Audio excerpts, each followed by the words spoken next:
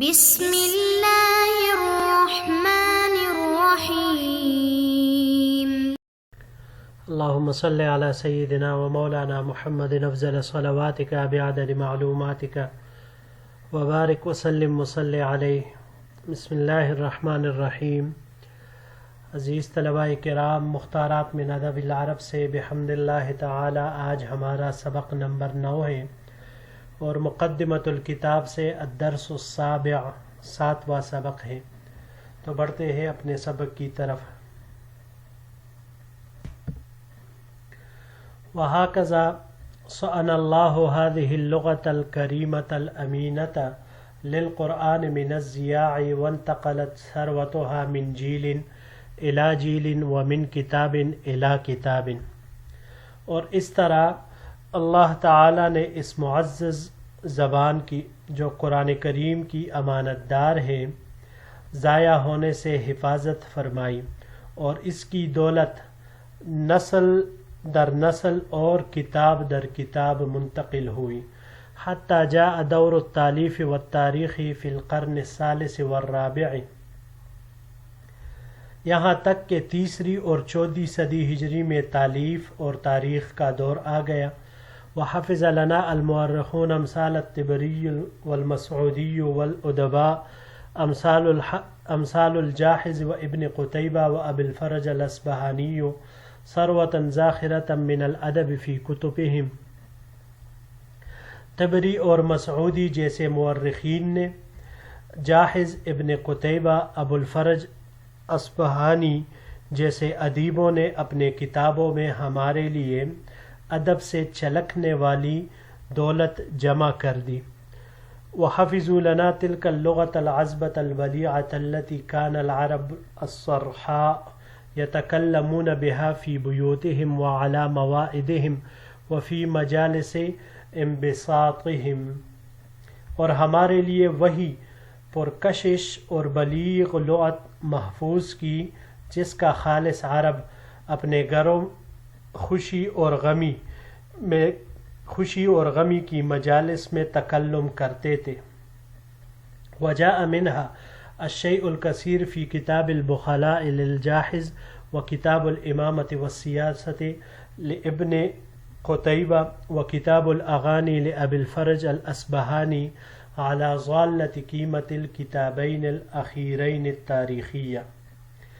اس کا وافر حصہ جاحظ کی کتاب کتاب البخلاء، ابن قتیبہ کی کتاب الامامۃ والسیاست اور ابو الفرج الاصبہانی کی کتاب الاغانی، باوجود یہ کہ ان دونوں کتابوں کی تاریخی حیثیت کم ہے۔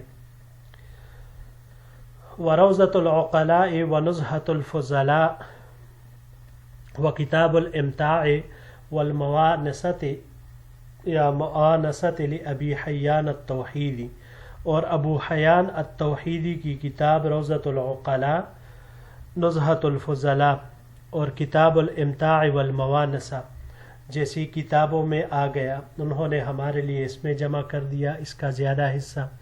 وهذه كتب التاريخ والأدب التي تمثل لنا العربية في جمالها الأول ونقائها الأصيل وسعتها الناظرة، یہ تاریخ و ادب کی وہ کتب ہیں جو زبان عربی کو اس کے سابقہ جمال، اچوتے جوہر اور اس کی بے مثال کشادگی میں ڈال کر ہمارے لیے نقشہ کھینچ دیتی ہے۔ یہاں پر یہ پہلا لفظ ہے جی سوانا، سوانا سے ہے، باب نصرہ سے یہاں پر یہ استعمال ہوا ہے صونن صیانن، دونوں طرح مصدر اس کے استعمال ہو سکتے ہیں۔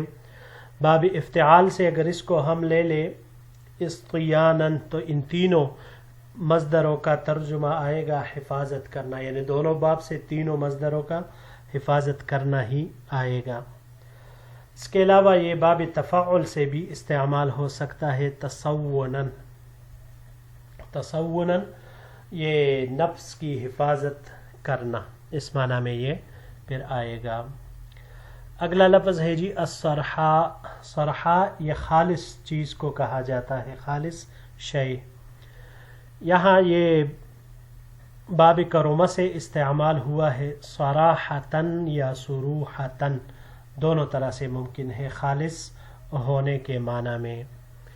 اس کو اگر ہم باب فتح سے لے لیں صرحاً تو ظاہر کرنے کے معنی میں پھر یہ آئے گا، اور یہی معنی باب افعال پر جب ہم لے جائیں اصراحاً تو اس کا بھی یہی ظاہر کرنے کا معنی آتا ہے۔ باب تفعیل سے لینے کی صورت میں تصریحاً یہ بغیر کنایے کے کلم کلا کہنے کے معنی میں آتا ہے۔ مواعدہم، مواعد یہ موعد کی جمع ہے، مصیبتوں کو کہا جاتا ہے، تکلیفوں کو۔ وعدہ سے ہے یہ، باب ضربہ سے وعدن، وَإِذَا الْمَوْعُودَةُ بِأَيِّ ذَنبٍ وَإِذَا الْمَوْعُودَةُ سُئِلَتْ بِأَيِّ ذَنبٍ قُتِلَتْ، قرآن کریم میں جب آتا ہے کہ زندہ درگور بچی سے جب پوچھا جائے گا، تو وعدن باب ضربہ سے زندہ درگور کرنے کے معنی میں یہ آتا ہے۔ اس کے علاوہ اگر ہم اس کو باب تفاعل سے لے تعودن اور باب افتعال سے،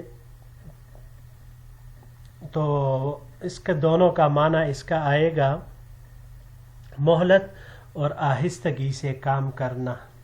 باب افتعال سے اس کا مصدر اتعادن آئے گا، مہلت اور آہستگی سے کام کرنا۔ آخری لفظ ہے نقائہا، نقاوتن، نقاوتن اس کا مفرد آتا ہے عمدہ حصہ، اس کو کہا جاتا ہے، یا خلاصے کو بھی کہا جاتا ہے۔ باب نصرہ سے یہ استعمال ہوا ہے یہاں پر نقون، گودا نکالنا۔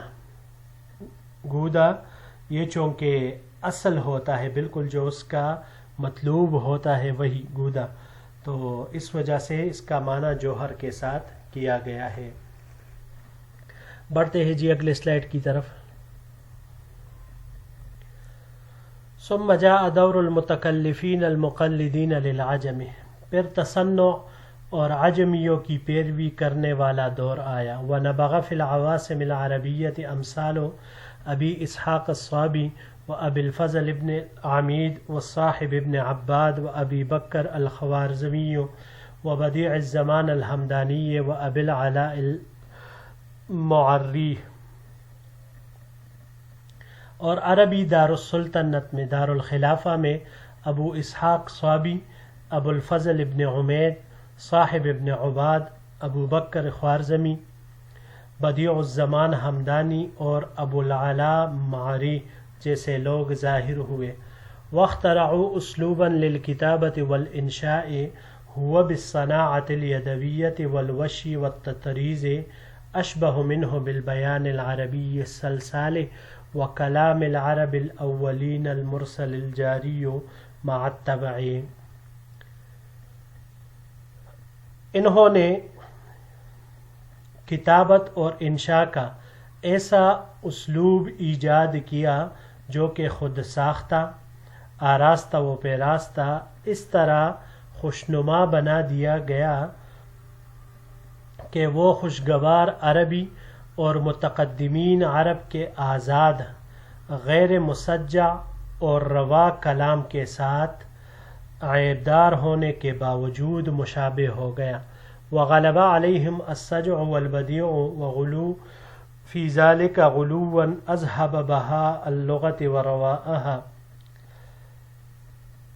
لیکن ان پر اس سجع بندی اور بداغت کا اتنا غلبہ ہوا کہ انہوں نے اس میں ایسا غلو کیا کہ جو لغت عربی کی رونق اور خوشنمائی کو ختم کر گیا۔ وقید الادب بسلاسل واغلال افقدت حریتہ وانطلاقہ وخفت روحہ وجمالہ، اور اس نے ادب کو ایسی زنجیروں اور بیڑیوں میں جکڑ دیا کہ جنہوں نے اس کی آزادی، روانگی، اس کی روح اور جمال کا خفیف ہونا وہ بالکل نظروں سے اوجھل کر دیا۔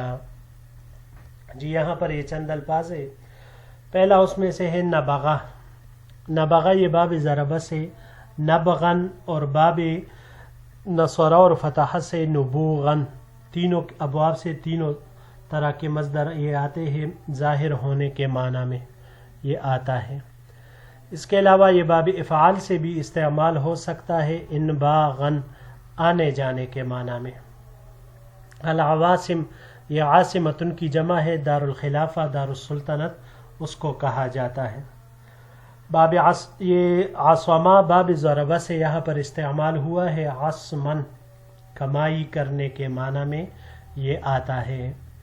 اس کو اگر ہم باب افعال پر لے جائے اعصامن تو پکڑنے لازم ہونے کے معنی میں یہ آتا ہے. واعتصموا بحبل اللہ جمیعا جیسے استعمال ہوا ہے. اور باب افتعال سے بھی یہ اعتصامن ہاتھ سے پکڑنا یہ آیا ہے. والوشی وشی باب ضربہ سے وشین وشیتن یہ منقش کرنے کے معنی میں آتا ہے. اور باب ضربہ سے اس کا مصدر وشایتن بھی آ سکتا ہے. وشایتن پھر اس کا معنی ہوگا چغل خوری کرنا، اس معنی میں یہ آئے گا. اس کے علاوہ جب ہم اس کو باب افعال پر لے جائے ایشاءن تو ایشاءن یہ نباتات کا ابتداءً ظاہر ہونا اس کو کہا جاتا ہے. اور اس کے علاوہ توشیتن باب تفعیل سے یہ جھوٹ بولنے منقش کرنے کے معنی میں یہ آئے گا. باب تفاعل سے توشین نقش و نگار ہونا اس معنی میں یہ آتا ہے.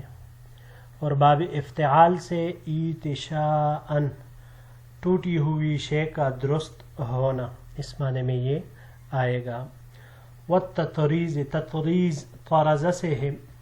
باب نصارہ سے طرزن یہ گوسا مار کر ہٹانے کو کہا جاتا ہے.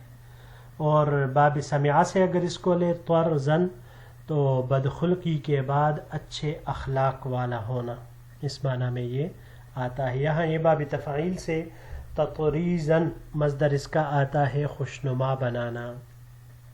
اگلا لفظ ہے السجع. سجع یہ باب فتح سے سجعن مقفع ہم وزن سجع بندی والا کلام بولنا اس معنی میں یہ آئے گا.